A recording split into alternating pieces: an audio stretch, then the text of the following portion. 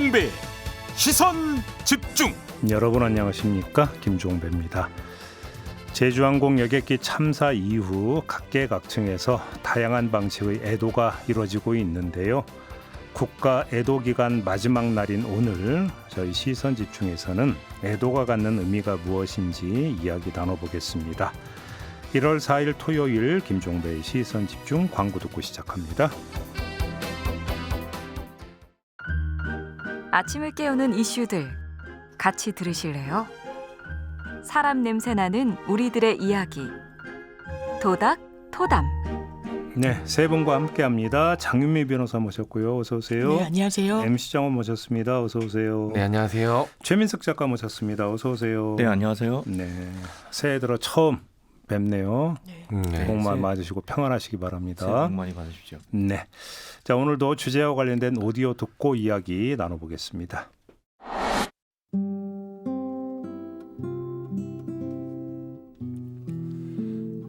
새해가 밝았지만 밝은 인사를 나누기가 어렵습니다. 내란 사태가 수습되지 않은 상황에서 제주항공 여객기 참사가 발생했기 때문인데요. 정부는 1월 4일까지를 국가 애도 기간으로 정하고 참사 희생자를 추모하고 함께 마음을 모아줄 것을 당부했습니다. 하지만 추모와 애도하고자 하는 마음은 같아도 이를 드러내는 것이 좋을지 드러내지 않는 것이 좋을지 또 드러낸다면 어떻게 표현해야 좋을지 고민하는 사람들의 목소리도 들립니다. 국가적 참사에 마음을 모아 함께 애도하는 것, 좋은 방법은 무엇일까요?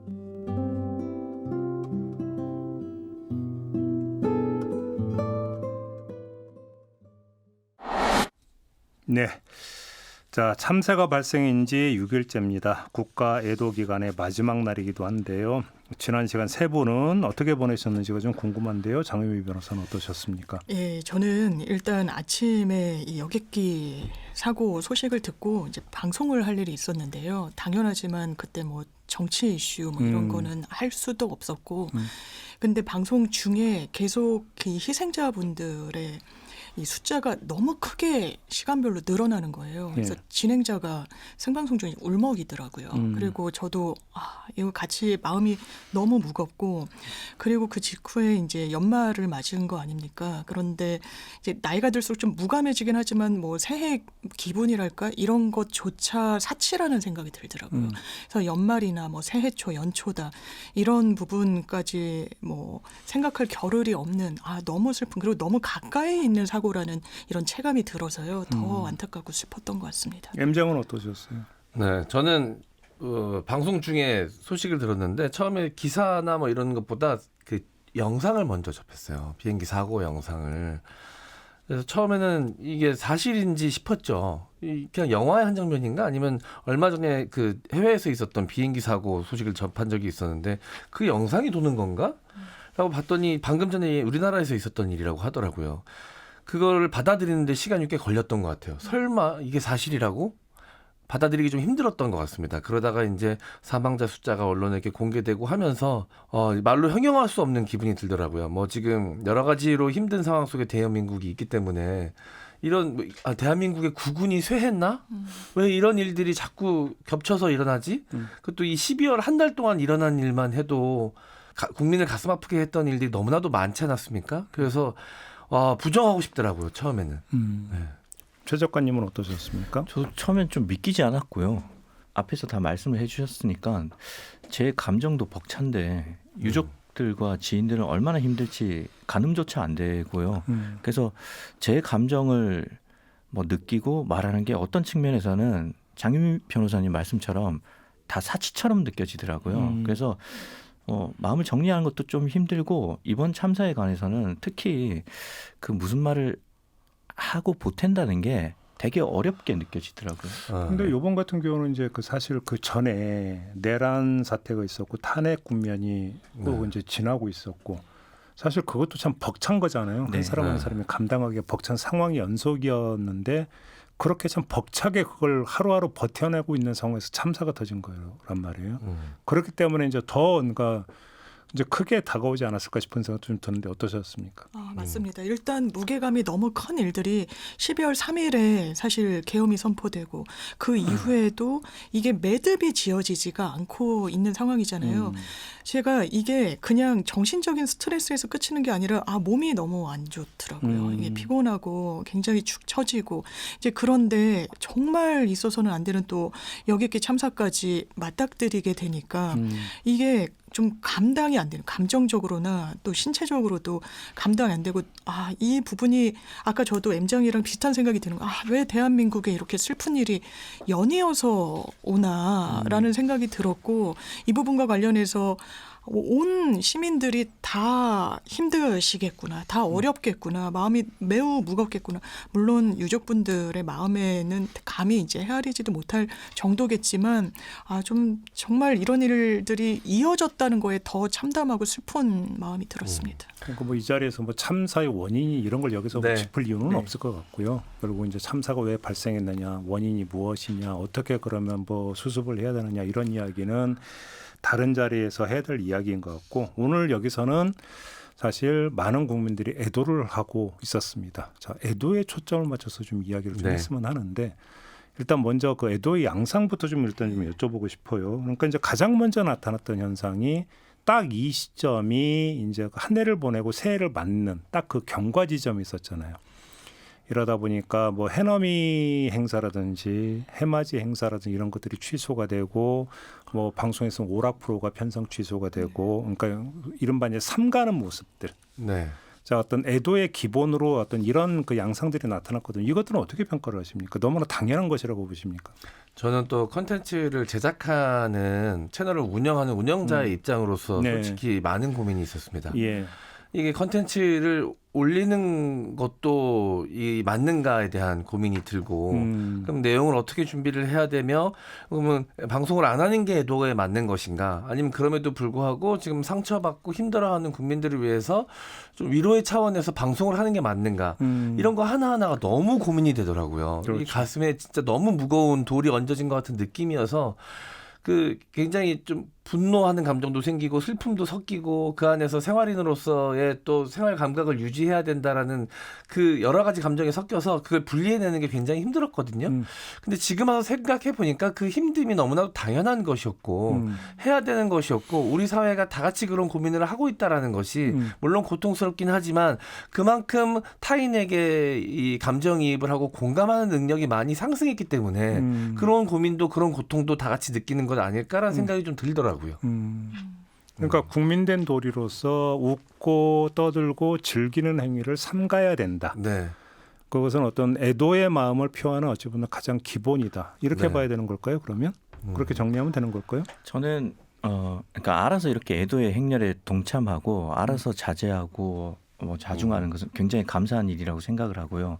근데 이게 뭐 반드시 의무적으로 해야 할 일이라는 듯이 강요하는 것은 그런 식으로 흘러가다 보면 이건 전체주의 사회가 될 수가 있다고 생각하거든요. 네. 그래서 각자 자기의 자리에서 자기가 맡은 바 역할에 충실히 하면서 충분히 슬픔의 감정을 표하고 그러면서도 상처 입은 사람들을 위로할 수 있다고 생각을 해요. 그래서 자기 각자의 역할에서 할 수 있는 만큼 위로하고 공감을 표하되 막 그냥 재단하듯이 이런 기간에 모든 행사를 취소해야 된다. 이런 의견이 아직 확산되진 않았는데 조금씩 보이는 것 같더라고요. 네. 그런 식으로 흘러가면 우리 사회가 위험한 곳에 도달할 것 같아요. 그렇게 그러면 되면 얘기를 좀 확장해서 그러니까 정부가 국가 애도 기간을 선포를 했잖아요. 그러면 네. 국가 애도 기간의 선포는 어떻게 봐야 되는 걸까요? 그건 저는 긍정적으로 받아들입니다. 그러니까 국가가 하나의 거대한 그 슬픔의 참사가 일어났을 때 거기에 대해서 우리가 진심으로 같이 슬퍼하고 같이 위로해 주자. 그런 큰 범주를 잡은 거잖아요. 거기 국가애도 기간이니까 뭐 모든 행사를 취소해야 된다 이런 강령 같은 건 없어요. 그냥 같이 방향만 제시했지 그렇죠. 참여는 네. 뭐 본인의 의지의 문제니까 그렇죠. 별도로 떨어놓고 볼 수 있다. 네. 그렇게 그러니까 이해를 하면 되겠네요. 자, 그러면서 어떤 애도를 표하는 그 모습 가운데 하나가 예를 들어서 세월호 참사 때는 노란 리본 다들 기억을 하시죠. 네. 그리고 뭐 이제 이태원 참사 때나 요번 것도 참사 같은 경우도 이제 그 붙임 쪽지 이런 것들이 등장을 하더라고요. 이런 것이 이제 최근에 어떤 하나의 좀 현상인 것 같은데 이제 그 전에도 이제 어떤 뭐 참사나 어떤 희생 현장에서 이제 뭐 포스트잇으로 네. 메시를 적어서 붙여놓는 경우도 좀 많이 나타나고 이런 것들은 언제부터 나타나는지 딱 정확히 뭐 기억은 없습니다만 이 현상의 그 바탕에 깔려 있는 건 뭘까요? 어떻게 해석을 해야 되는 걸까요? 일단 네. 네, 먼저 말씀하세요. 공감을 표하는 것 같으니까 이 슬픔을 이제 외화할 수 있는 방식이란 게 대단히 유족이 아니거나 이러면 제한적이잖아요. 근데 정말 저는 일반 시민들도 가눌 수 없는 슬픔이 있는 것 같아요. 그러면 그 마음을 적어서 그래도 이 영령이 가까이 있을 거라고 보이는 그 사고 현장에 좀 위로의 메시지를 내는 부분이 내가 할 수 있는 최소한의 위로의 방식이라고 많은 분들이 이제는 공감하게 된 것 같아요. 이게 세월호 때도 그랬고 이태원 참사 현장에서도 그랬고 이번에도 그러니까 저는 한 아이가 왜냐하면 이번에 희생된 아이 중에 제일 어린 아이가 이제 3살 정도였는데 제일 아끼는 또 장난감을 갖고 왔더라고요. 네. 그러면 이걸 슬픔에 내가 공감하고 이 부분을 표출하는 그리고 고인 되신 분들께 좀 예의를 갖추는 방식으로 이렇게 메시지를 내고 내 슬픔에 대해서도 외부로 알리는 뭐 표출하는 이런 방식이 저는 건강한 것 같습니다. 이 슬픔은 어떻게든 다지고 가야 되는 부분이 있으니까요. 그래요. 네, 이 대한민국 국민들의 이 공감성 수치가 굉장히 전반적으로 좀 높은 것 같아요. 사실 이게 있어서는 안 될 대형 참사가 또 많이 있었기 때문에 그런 것들이 좀 길러졌나라는 생각이 들어서 슬프기도 하지만 이렇게 큰 사고가 벌어지면 대한민국은 온 국민이 함께 애도하는 분위기가 형성이 되거든요. 그러면서 이 좀 달라진 문화 현상 같은 것들이 뭐가 있나 보니까 이제는 애도의 방식에 대해서 하나로 규정짓지 않고 서로가 생각하는 올바른 애도가 무엇인지에 대해서 고민하는 분위기들이 좀 형성이 되더라고요. 애도의 표현 방식도 다양화되고. 그렇죠. 저는 그게 아까 말씀드렸지만 고민이고 고통이기도 하지만 그런 논의와 토론이 이루어지고 있다는 것 자체가 저는 굉장히 건강한 것이라고 보여지거든요. 그러니까 내가 할 수 있는 최소한의 것을 한다. 그래서 분향소에 가서 나의 슬픈 마음을 그 포스트잇에 남겨두는 건 고인을 위한 안타까운 마음을 표현하는 추모이기도 하지만 남은 사람들끼리 서로 연대하는 모습이기도 하거든요. 그리고 남은 유족들에게 자신의 마음을 남겨서 나의 가족의 죽음에 많은 사람들이 공감하고 있고 함께 슬퍼하고 있구나라는 거를 증거로 남기는 일이기 때문에 굉장히 의미가 있는 일이고 이런 식의 다양한 애도 형태가 생기는 거는 저는 굉장히 건강한 방식이라고 생각이 좀 듭니다. 그래. 인간이 사회적 동물이잖아요. 로빈슨 크루소 이야기가 유명한 이유는 인간의 본성을 거스르면서 생존한 이야기이기 때문에 유명한 거고 사실 인간이 타인 때문에 제일 많이 고통을 받지만 사실 역설적으로 살아갈 용기를 얻는 것도 타인이라는 존재 때문입니다. 그래서 우리가 어쩔 수 없이 살아남기 위해서 서로 손을 잡고 위로를 하는데 아까 말씀하신 대로 다양한 방식으로 애도를 할 수도 있지만 또 동시에 하나로 통일된 방식으로 애도를 하는 것은 그것이 모여졌을 때 압도적인 힘을 발휘하기 때문이라고 생각을 해요. 그러니까 무수한 그 노란 리본, 그러니까 노란 리본의 기원은 다들 아시겠지만 뭐 정확하지는 않지만 전쟁 나갔던 남편이 죽었다고 생각을 했는데 내가 돌아올 때 노란 리본을 하나 매달아 주시오. 그랬는데 마침 오랜 시간이 지나서 돌아올 때 보니까 마을 입구에서부터 온 나무가 노란 리본으로 묶여 있고 바람에 흩날리는 걸 그 보는 감동적인 그 이야기에서 기원을 한 거잖아요. 우리가 이 무수한 노란 리본들이 바람에 그 흩날리는 걸 볼 때 우리의 심장이 일렁이고 또 그 작고 힘없는 쪽지들이 막 산처럼 덮여 있을 때 그러니까 출근길에 말없이 지나쳤던 그 무심해 보이는 행인들이 사실은 알고 보면 다 36.5도의 뜨거운 피가 흐르는 체온이 따뜻한 사람들이라는 걸 다시 한번 확인하게 되잖아요. 그런 장면들이 우리에게는 필요하고 그런 장면들을 보면서 위로도 받고 서로 살아갈 용기도 주는 것 같아요. 제 기억을 더듬어 보면 노무현 대통령이 돌아가셨을 때 그때는 SNS 시대가 열리기 전이었거든요. 네. 그죠? 그때 그 이제 전국 곳곳에 분향소가 설치가 됐고 네. 그 분향소에서 조문을 했던 국민이 100만을 넘었었어요. 네. 그때 제 기억으로는 역마다 있었습니다. 그러니까요. 네. 그런데 사실은 어떤 애도의 마음을 표현하는 방식이 이제 분향소에 가서 조문을 하고 이런 방식으로 어찌 보면 통일되어 있었던 거죠. 그때 뭐 약간 비교를 하잖아요. 네. 근데 이제 그 직후에 이제 SNS 시대가 열리고 지금 보면 예를 들어서 메신저 이런 데에도 어떤 그 프로필 프사라고 그러죠. 네. 프사에 그러니까 뭐 노란 리본을 내건다든지 네. 근조를 어떤 내건다든지 하는 이 SNS 공간에서도 그러니까 애도의 마음을 표현하는 이런 방식들이 좀 나타나고 있잖아요. 네. 그러니까 꼭 그것이 꼭 어떤 그 특정한 공간, 분향소라는 공간에 가서 그러니까 국환송이 바치고 묵념을 하는 꼭 이런 행위로 단일 규격화될 이유가 없는 거고 네. 내 일상의 삶을 살면서도 애도의 마음을 얼마든지 표현할 수 있고 어찌 본다면 그게 진정한 자발적인 애도일 수 있다라고 하는 것들이 나타나는 게 최근에 나타나는 네. 특징적인 현상인 것 같아요.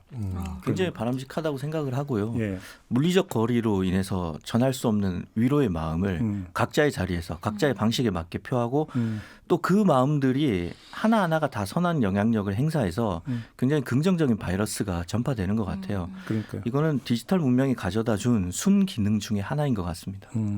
맞습니다. 분향소에 참여하는 것도 당연히 의미가 있죠. 근데 그게 좀 이례적으로 끝나잖아요. 그런데 이 부분 쪽지를 갖다 놓고 그 현장에 가서 뭔가를 남겨놓고 오는 건 일단 이게 시각화가 되고 지속성을 갖고 있다 보니까 남겨진 분들, 이를테면 유족분들, 상처받은 분들한테 큰 위안을 주는 건 분명히 있는 것 같습니다. 그러니까 저 개인적으로 이태원 참사가 발생한 직후에 이태원역을 간 적이 있어서 제가 네. 네. 가서 보니까 이제 그 출입구 1번 출입구였네요. 그 앞에 벽에 수많은 포스트잇이 붙여 있고 바닥에 참 다양한 물품들이 놓여져 있는 거예요. 거기에는 소주 한 병이 있는 경우도 있고 초코파이도 있고 별별 어떤 물품들이 다 있더라고요.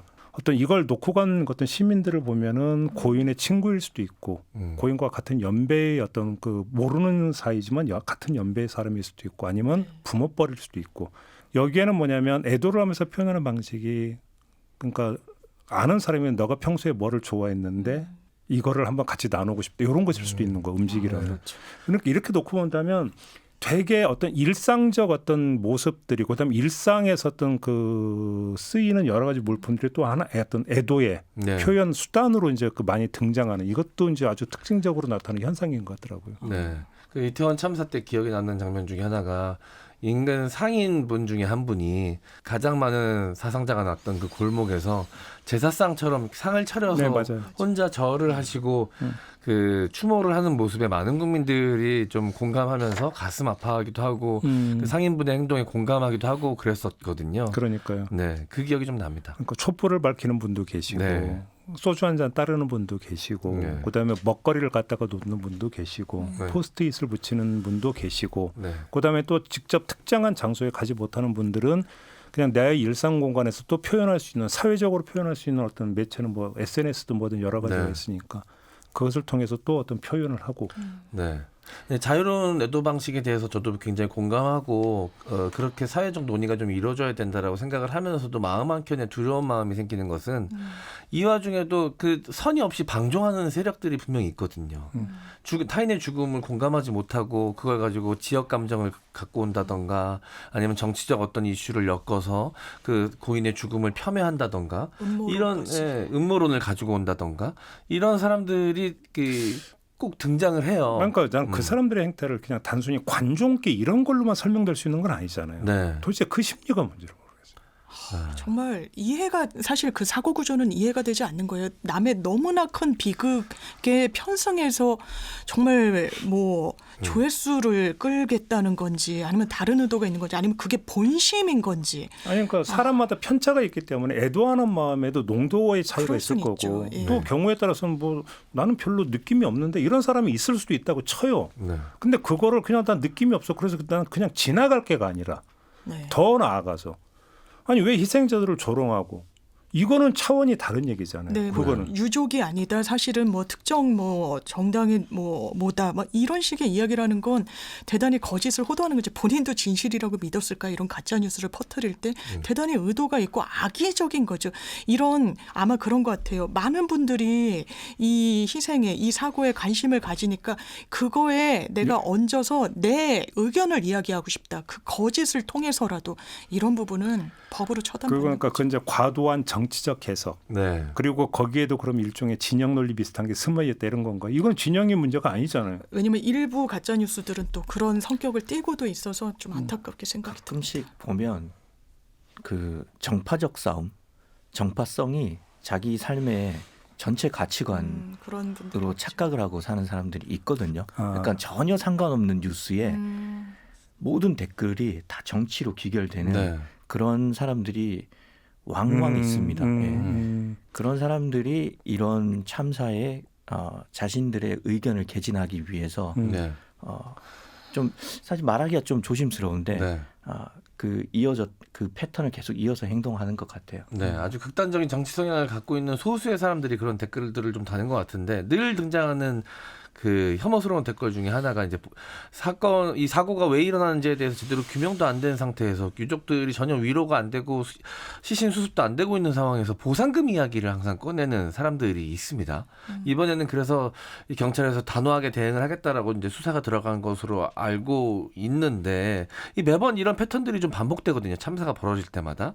저는 그래서 이것도 어떻게 대응하고 없앨 것인가에 대해서도 사회적 논의가 이후에 이루어져야 된다고 생각을 하는데 제 생각은 이런 참사 기사에는 댓글란을 없앴으면 좋겠어요. 네, 좋은 의견일 수 있죠. 아니 왜냐하면 좋은 말은 공감하고 애도하는 좋은 말들은 이제는 표현할 수 있는 공간들이 너무나도 많아졌어요. 지금 예를 들어서 그 연예 기사나 스포츠 기사는 네, 댓글창에 댓글이 닫혀 많아요. 있지 않나요? 예. 그렇죠. 네. 특히 그렇죠. 이제 사망 기사에 관해서는 아예 그렇죠. 없죠. 그러니까요. 스포츠 기사에도 없고요. 그걸 한번 충분히 검토해 볼 수 있는. 네, 저는 생각- 그 사회적 논의가 좀 필요하다고 생각이 듭니다. 저는 어렵지 않다고 생각이 들거든요. 그러니까요. 네. 예, 알겠습니다. 자, 오늘은 애도에 대해서 좀 이야기 나누고 있는데요. 잠시 전하는 말씀 듣고 애도의 심리에 대해서 한번 좀 본격적으로 좀 이야기를 해보도록 하겠습니다.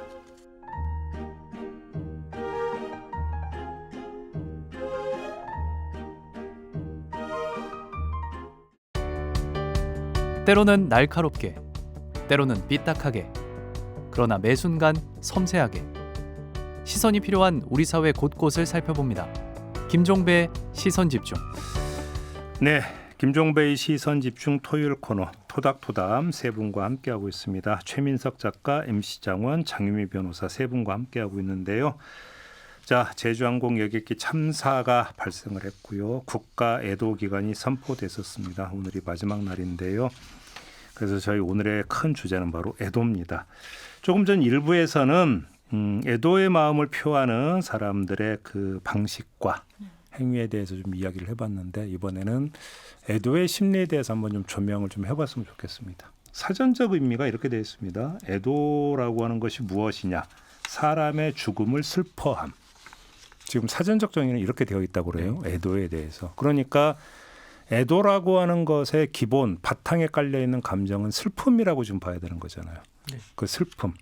이 슬픔이라고 하는 게 뭘까요? 그러니까 슬퍼한다.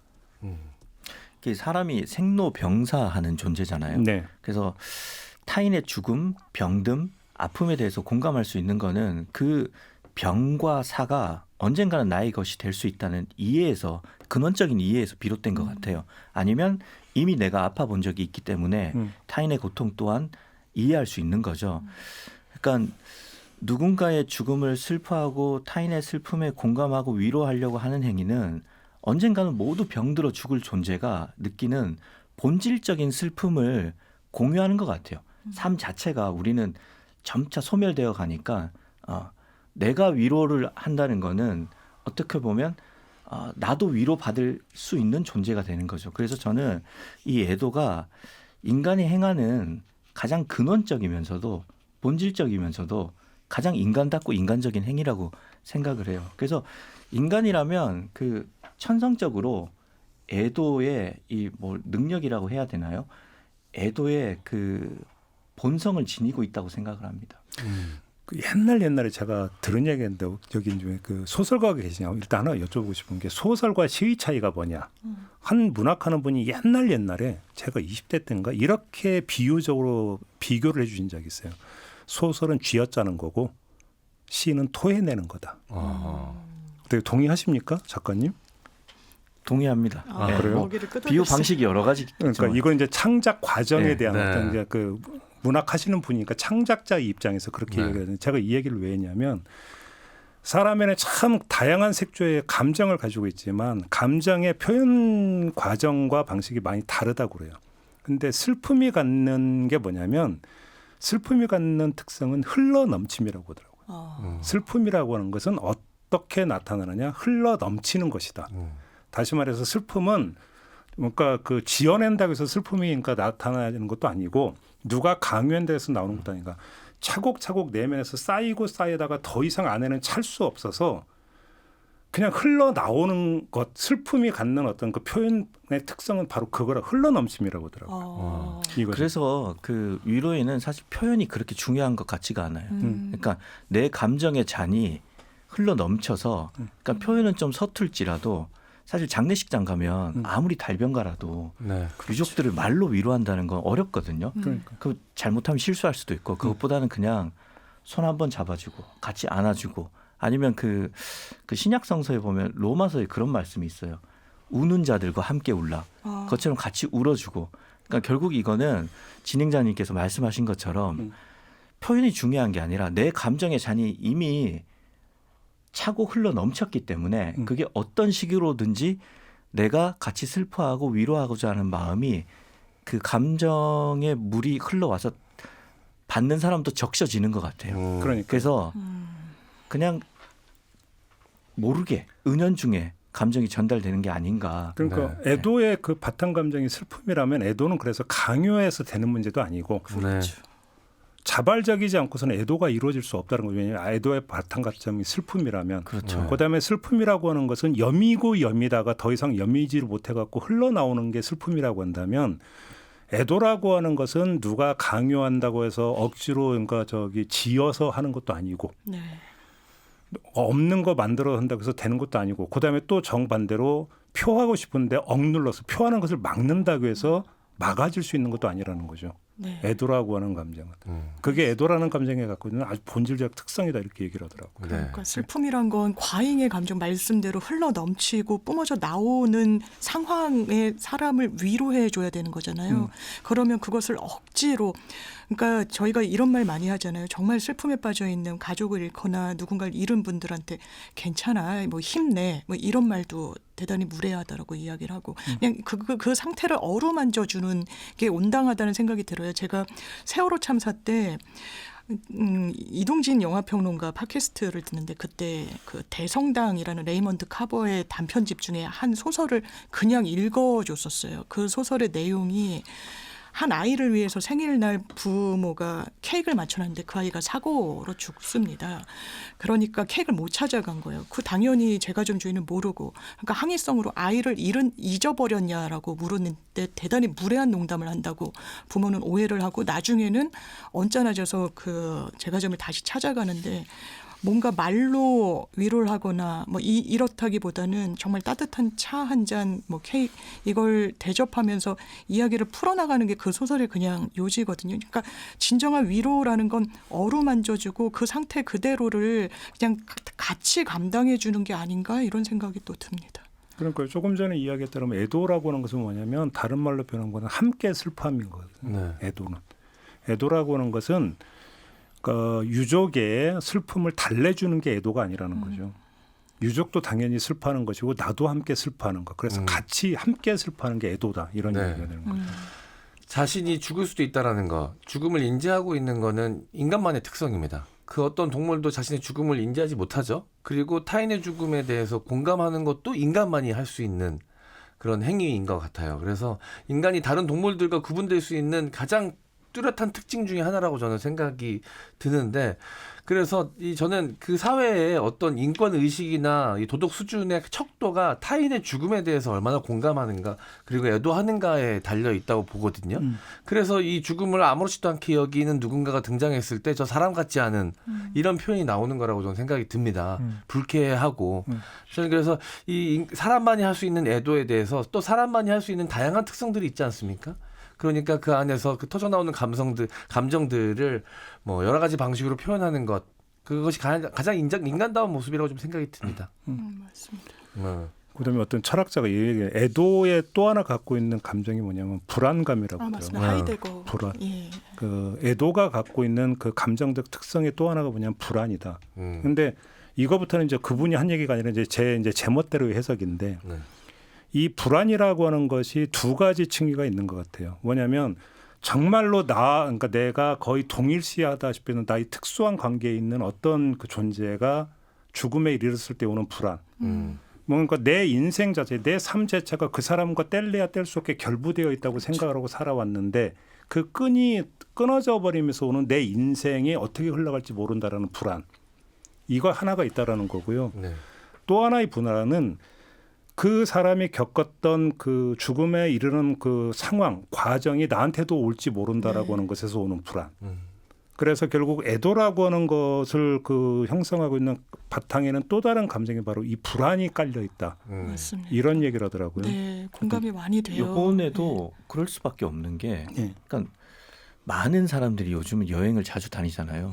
그러니까 이게 항공기 참사였잖아요. 그러니까 저 비행기에 어쩌면 내가 탔을 수도 있겠다라는 불안이 지금 진행자님께서 말씀하신 것처럼 많은 그 시민들 사이에 시민들의 인식에 깔려 있는 거죠. 예, 그래서 더 슬픔이 깊게 다가오는 것 같아요. 맞습니다. 왜냐하면 내 삶과 너무 교집합이 있는 것처럼 느껴지는 거예요. 저희도 뭐 가족 중에 부모님 중에 7순 8순이면 우리 동남아 한번 놀러 갈까? 이게 너무나 일상이에요, 저희한테. 그런데 그 귀결이 이런 참사로 이어졌다라는 게 너무나 큰 불안과 고통으로 일반 사람들한테도 닿는 거죠. 아까 말씀 주신 철학자가 하이데거인지 저 모르겠습니다. 하이데거가 일단 그런 이야기를 합니다. 기본적으로 아까 M장 말씀 주신 것처럼 인간은 죽음을 항상 직시하고 있어요.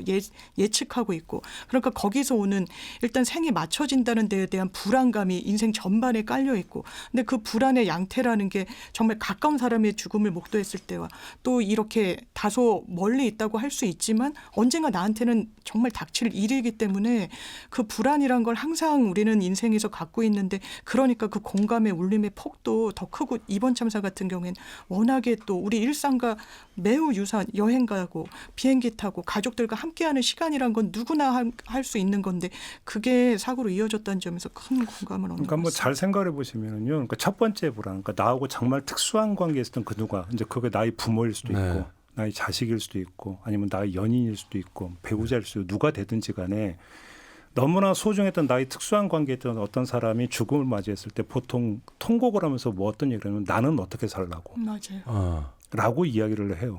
그러니까 그렇게 통곡을 해요. 네. 어찌 본다면 그 한마디에 사실은 담겨 있다는 거죠. 네. 너를 잃은 내 삶이 어떻게 흘러갈지 나도 몰라. 그러니까 너무 힘들고 불안해. 그 이야기가 외마디로 어떻게 나냐면 나는 어떻게 살라고. 떠나보내면서 그 얘기를 막 비명처럼 그러니까 이야기를 하잖아요. 그것이 뭐라 어떤 그 특수한 존재를 잃어버린 것에 대한 어떤 하나의 반응이다. 불안의 반응이다. 이렇게 이야기를 하고, 두 번째 같은 경우가 한번 비유를 하면 세월호 참사가 터졌어요. 그때 그러면 나도 이런 상황으로 내몰릴 수 있다라고 하는 불안. 이것이 아주 이 불안을 해소하기 위해서는 첫 번째 불안. 그거는 어떤 그 옆에 또 다른 존재가 등장을 하고 옆에 있어줘야만이 그걸 해소될 수 있다고 얘기를 하더라고요. 근데 두 번째 불안. 그건 뭐냐? 의미를 찾아야 된다는 거죠. 의미를. 네. 이 불안의 원천을 이 무엇이고 그 원천이 그러면 나한테 다가오지 않게 하기 위해서 무엇을 해야 될 것인가라는 의미를 찾아야 되는데, 그래서 아주 많이 쓰는 표현이 불안의 해독제는 의미다 이런 말을 많이 하더라고요. 근데 이게 뭐냐면 저는 그 하나의 전형을 봤던 게 세월호 참사였었어요. 네. 세월호 참사 때 많은 유족분들이 거리에 나서서 할 때 외쳤던 게 뭡니까? 안전사회 건설이었어요. 네. 안전사회 건설. 그거는 너무나 뻔하고 당위적인 그냥 외침이 아니었던 거예요. 어찌 본다면 그 제가 조금 전에 말씀드린 두 번째 불안이라고 하는 것들, 네. 이 불안이 실제화돼서 나한테 닥쳐오는 것을 막기 위해서 할 수 있는 것이 무엇이냐, 이걸 찾아야만 그 의미가 되는 것이고, 그것이 결국은 애도하는 사람들, 다른 사람들을 달래줄 수 있고 불안을 해소해 주는 과정인데, 그게 뭐냐면 그 대안이 안전사회 건설이었다는 거예요. 네. 이것이. 그러니까 그거는, 그러니까 세월호 참사 유족들이 외쳤던 안전사회 건설이라는 것은 당위적인 외침이 아니라 되게 절박한 외침이었더라고요. 네. 그런 점에서 놓고 보면. 그러니까 아이들의 죽음이 죽음에서 끝나는 거는 부모님들로서도 사실 용납이 안 되는 거니까 불안을 뭐 해소라는 표현은 그렇지만 어쨌든 극복하기 위한 가장 유효한 해결책이 말씀 주신 대로 그 의미를 담아내는 거라는, 그리고 그 의미는 개인 안에서도 머물 수 있지만 사회적인 의미를 또 담보해낼 때 그게 더 크게 확장되는 게 아닌가 네. 생각이 듭니다. 그러니까 남겨진 나는 어떻게 살라고, 이 얘기는 이런 세상에서 내가 살 수 없다는 마음이고 거기에 대해서 많은 사람들이 공감을 할 수밖에 없잖아요. 그러니까 말씀하신 대로 세월호로 인해서 우리가 안전사회를 구축하자 이런 공감대가 확산됐고, 또 특정 범죄 가중처벌에 관한 법률 이렇게 말하면 모르지만 민식이법이라고 하면 사람들이 다 알잖아요. 그러니까 9살짜리 아들을 학교 앞에 스쿨존에서 과속하는 차량으로 잃어버렸기 때문에 그 부모는 그냥 우리 아들은 떠났지만 우리 아들이 없는 세상이 우리 아들이 떠나기 전과 이후가 같으면 받아들일 수 없다는 거죠. 네. 거기에 대해서 많은 사람들이 공감하고 왜냐하면 그 불안이 또 작용하는 거죠. 민식이가 우리 아들일 수도 있으니까. 네. 예. 그래서 이렇게 말하기에는 너무 잔인한 것 같고요. 그러니까 어떤 희생으로 인해서 사회가 발전한다고 말한다는 건 너무 잔인한 것 같고, 그럼에도 불구하고 우리가 하나의 슬픔을 맞닥뜨렸을 때 애도하고 끝내는 것이 아니라 거기에서 앞으로의 이런 참사들을 방지하고 더 나은 세상으로 가기 위해서 끊임없이 제도적 노력을 하는 필요는 정말 반드시 있어야 되는 것이고 네. 거기에 대해서는 한국 사회가 많은 공감대가 형성되고 있는 것 같아요. 네. 진행자께서 말씀하신 그 죽음에 많은 사람들이 불안을 나의 죽음으로도 여길 수 있기 때문에 불안해하시는 부분에 굉장히 동의가 되면서, 죽음도 나에게 투사를 하지만 산자들은 그 죽음 이후의 상황도 보거든요. 그건 역시 불안이 되고 공포가 될 수 있다고 생각이 들어요. 세월호 사건 이후에 많은 사람들이 제대로 수습되지 않은 상황을 보면서 나의 죽음도 저렇게 될 수 있다라는 생각에 불안을 느끼고 공포를 느꼈고, 이태원 참사 때는 정부에서 나서서 희생자 지우기 작업을 했습니다. 그 위패에 이름이 없었고 근조 이 배지를 거꾸로 달았어요. 그러면서 이 희생자들의 이름을 지우려고 노력을 하는 모습들이 곳곳에서 보이면서 산자들은 그런 것들을 다 지켜보잖아요. 나의 죽음도 저렇게 지워줄 수 있을까? 국가 권력에 의해서 혹은 타인에 의해서, 이런 거에 대해서 종합적으로 좀 불안과 공포를 느낄 수 있다고 좀 생각이 듭니다. 그러니까 이제 한번 그 지나온 과정을 잘 보면 그 하나의 어떤 조각조각에 사실은 다 담겨 있다고 보는 게, 세월호 참사 때 두 마디가 오고 갔어요. 유족들은 뭐냐면 잊지 말아주세요라고 했어요. 그다음에 다른 사람들은 기억하겠습니다라고 했어요. 그건 같은 얘기거든요. 뭐냐면 그 참사를 당한 유족분들이 공통되게, 그것이 어떤 종류의 참사였든지 간에 공통되게 하시는 말씀이 뭐냐면, 시간이 질러서 이 참사가 잊혀지는 게 두렵다. 네.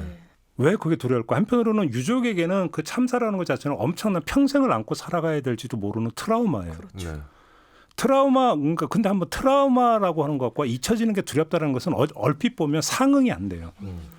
그래서 잊어가지고 트라우마가 다시 그러니까 재발하지 않는다면 좋은 거잖아요. 그렇잖아요. 근데 그 누구보다도 큰 트라우마에 빠져 있는 유족들이 잊혀질까 봐 두렵다라는 얘기를 왜 하느냐. 그거는 차원이 다른 얘기라는 거죠. 그러니까 거기서 어떤 그 왔던 그 슬픔, 그다음에 불안이라고 또 해소해 들어가서 의미 찾기가 이루어져야 되는 거예요. 그다음에 의미 찾는 수준에서 넘어서 아니라 그 실천으로 가야 되는 거죠. 이것이 이럴 때만이 비로소 여기서 이것이 의미가 있고 뭐 했고 승화시킬 수가 있는 건데, 이 과정이 단절되어 버리면 거기서 하나의 존재를 잃었다라고 하는 상실감에다가 추가로 또 다른 상실감이 겹쳐지게 된다는 거죠. 그러니까 나의 슬픔에 공감해 줄 대상이 없다는 게 굉장히 외롭고 이 세상을 살아가기가 막막한 것 같거든요. 네. 요번에 그 무안공항 합동분향소에 세월호 유가족 중 한 분이 찾아오셔서 뭐라고 이제 말씀을 남겼냐면, 당장 손을 내밀기보다는 언제든 힘을 보탤 수 있게 기다리겠다, 이렇게 말씀을 했어요. 제가 뭐 그 주제 넘게 이걸 파악할 수는 없지만 그냥 미루어 짐작컨대 이 말씀을 남긴 세월호 유족은 국가적이고 집단적인 위로의 파도가 지나간 후에 굉장히 쓸쓸하고 외로웠던 것 같아요. 세상에 혼자 덩그러니 남겨진 그 고독감, 무서움, 그런 걸 느꼈던 것 같고 그래서 당장 손을 내밀기보다는 나중에 당신이 세상에 진짜 혼자 덩그러니 남겨진 것처럼 우주의 먼지처럼 느껴질 때 그때 내가 다가가서 따뜻한 손길을 내밀어주고 당신을 여전히 생각하고 있다. 이렇게 말하는 존재가 되겠다라는 것처럼 느껴졌거든요. 그래서 지속적인 그 관심과 공감 이것이 사실 어떻게 보면 가장 큰 힘이 되는 위로가 아닐까 생각합니다. 저는 거기서 더 나가야 된다고 생각해요. 그런 면에서 놓고 보면 국가 애도기간 설정은 되게 기묘한 일이라고 생각을 해요. 근데 국가 애도기간을 설정하는 이유가 여러분 이 기간 동안에 분향소 가서 국가꽃 한 송이 바치고 조문하고 오세요가 아니라는 거죠. 그렇죠. 그게 아니고 참사로 인해서 발생했던 수많은 죽음의 의미가 무엇인지를 찾는 과정이 돼야 되는 거예요. 그것이 개인적 과정이 되는 게 아니라 사회적 과정이 되어야 된다는 거죠. 그래서 그 사회적 과정이라는 판을 열어주는 게 저는 국가 애도기간의 설정이라고 생각을 해요. 그러면 국가 애도기간 동안에 그럼 무엇을 할 것인가? 결국은 그 죽음의 의미를 찾는 과정이 이루어져야 되는 거예요. 네. 그러니까 거기서 공감을 표하는 수준이 아니라 사실은 뭐가 이루어져야 되냐면 공론이 이루어져야 되는 거예요. 이 죽음이 왜 그럼 이렇게 발생했는가? 그다음에 그럼 이것을 재발하지 않기 위해서 무엇을 해야 될 것인가라고 하는 사회적인 공론이 조직화돼야 되는 거죠. 어찌 본다면 그게 참된 애도라는 거예요. 그런데 여기서 사람들이 착각을 할 수가 있는 게 뭐예요? 그러니까 그럼 지금 사고 원인 규명 밝혀야 되는 거야. 찾아야 되는 거 아니냐. 근데 저는 본방에서 그렇게 선언을 했거든요. 지금 몇 가지 조각 정황만 가지고 사고 원인을 재단하는 것 자체가 너무 섣부를 수 있다. 맞습니다. 예. 그래서 판단을 내릴 수 있는 충분한 근거가 나왔을 경우에는 당연히 그거에 대해서 이제 규명에 들어가지만 그렇지 않은 경우에는 섣부를 수 있다. 그다음에 유족에 대한 접근도 지금은 아니다. 네. 그거는 유족이 원할 때에만 그것은 이루어질 수 있는 것이다. 이제 전 본방에서 그렇게 이야기를 했는데 중요한 것은 어느 타이밍에서 어떤 차원에서 공론이 조직되느냐도 다른 거죠. 누군가를 어떤 하나의 어떤 재물로 삼고 재물을 바침으로써 참사에 대한 분노 여론을 달래고 희석시키고 넘어가는 차원에서 책임자 찾기 차원의 원인 규명. 그런 건 안 되죠. 이게 아니라는 거예요. 맞아요. 그게 아니라는 거죠. 그게 아니고 왜 이런 일이 발생하는 구조적인 문제를 있어서 재발을 막기 위한 대안을 찾는 과정이 돼야 되는 거거든요. 근데 섣부른 원인 규명이나 이런 것 자체가 책임자 규명. 네. 그래서 단죄. 그러니까 여러분 됐죠? 이제 손 털고 애도 끝. 됐죠? 일상으로 돌아갑시다. 이렇게 가버리면 안 된다라는 거죠. 맞습니다. 너무 공감이 되고 굉장히 축소하려는 의도가 사실 있어 보이죠. 기본적으로 저희가 오늘 주제는 온전한 진정한 애도인데 이 돌아가신 분들 입장에서 내 죽음을 헛되이 하지 안아줬으면 좋겠다라는 바람과 유운이 있는 거 아니겠습니까? 그렇죠. 그렇다면 그걸 이어나가는 건 사실상 뭔가 이게 대형 참사고 구조적인 문제에서 기인한 부분이라면 그걸 잘 매듭을 짓는 거예요. 그런데 그런 염원을 굉장히 폄훼하고 훼손하는 또 일부 사람들이 있다라는 게 정말 마음 아픈 부분인 것 같은데 이를테면 세월호 참사 때도 부모들이 원인 규명과 안전사회를 만들어달라는 그 외침, 이태원 유가족분들도 마찬가지죠. 그런데 그게 마치 돈을 요구하는 듯한 그런 행태라고 폄훼하고 의도적인 좀 폄훼라는 생각이 들거든요. 이 사람들이 원하는 건 이건 그냥 단순 사고였어. 그러니까 교통사고라는 이야기도 나왔었던 거고 세월호 참사와 관련해서 이게 맥락이 있는 거죠. 그거는 진정한 애도를 그냥 훼손시켜 버리려는 행위라고 보여집니다. 어디선가 라디오에서인가요? 아니면 방송에서 다른 분이 하시는 말씀 들었는데 굉장히 공감이 되더라고요. 대한민국이 추모는 최고인데 추후가 최악이다. 네, 맞는 말이네요. 네. 굉장히 반성하게 되더라고요. 저도 추모가 마무리되고 완성된다는 것 자체가 말이 성립이 되는지는 모르겠지만 추후까지 완벽하게 이루어져야 저는 추모도 마무리될 수 있다라고 생각이 들더라고요. 네. 그러니까 추모를 하는 것은 추모라고 하는 행위는 반드시 이제 따라붙는 게 기억 행위잖아요. 기억이잖아요. 기억은 그럼 뭘 기억할 거냐? 거기는 그러니까 사람마다 다를 수 있겠죠. 예를 들어서 지금 그 추모하고 애도하는 그 절대 다수의 국민은 희생자 모르는 사람들이에요. 그렇죠. 일면식도 없는 분들이죠. 그런 상태에서 기억의 공통 분모는 거의 없을 거라는 거예요. 하지만 그럼에도 불구하고 갖는 공통점은 있는 거죠. 그게 뭐냐면 이런 일이 발생한 똑같은 시공간에서 살아가고 있는 같은 존재라고 하는 점에서 같은 거잖아요. 사실은 그것 때문에 그것 때문에 의미 찾기라고 하는 것은 거기서 이루어져야 된다는 얘기를 하는 거잖아요. 그런 점에서 놓고 본다면 우리 사회에서 보면은 애도라고 하는 행위가 너무 형식적인 측면에 좀 너무 맞춰져 있는 부분도 없지 않아 있다. 그거는 그게 잘못됐다는 뜻이 아니죠. 네. 그러니까 그것과 거의 비례해서 결국 의미 찾기. 그래서 사회적으로 무엇을 논의할 것인가. 그리고 말씀하신 것에 더해서 저는 의미를 찾은 다음에 좋은 이름을 붙이는 것도 굉장히 중요하다고 네, 생각을 그렇습니다. 해요. 예. 그러니까 우리가 의식한 것을 정리하지 않으면 결국은 사라져 버리거든요. 맞아요. 김춘수 시인의 시처럼 하나의 몸짓에 불과한 것도 이름을 붙이면 꽃이 되잖아요. 그러니까 민식이 법도 이름을 붙였기 때문에 우리가 계속 떠올릴 수 있는 겁니다. 그래서 그 이름을 붙이는 대상이 뭐 지원책이 될지 뭐 추모비가 될지 뭐 특별법이 될지 뭐가 될지는 모르겠지만 우리가 이것을 잊지 않을 수 있는 좋은 이름을 붙이는 작업도 같이 해야 될 것 그렇죠. 같습니다. 이제 그게 이제 가장 근본적인 그래서 참사에 대한 성격 규정을 올바로 하는 명명 작업들, 그죠? 그러니까 공식적으로 무슨 뭐 사고로 부를 거냐, 사건으로 부를 거냐, 참사로 부를 것이냐. 네. 그래서 거기다가 뭐 무엇을 여기서 이것의 성격을 어떻게 규정할 것인가 최종적으로 나오는 게 그거죠. 그러니까 그 의미라는 게 결국은 집약되는 것은 하나의 언어죠. 개념으로 예. 언어로 집약되어 버리는 거거든요. 그래서 그 언어 하나하나가 그래서 중요하고 거기서 이제 갈등이 빚어지기도 네. 하는 거죠. 네. 알겠습니다. 오늘은 이렇게 좀 애도에 대해서 한번 이야기 나눠보는 시간으로 꾸며봤고요. 세 분과의 이야기는 좀 이렇게 마무리해야 될 것 같습니다. 수고하셨습니다. 감사합니다. 네, 김종배의 시선 집중 오늘 준비한 이야기는 여기까지입니다. 물러가고요. 내일 아침에 다시 인사드리겠습니다. 고맙습니다.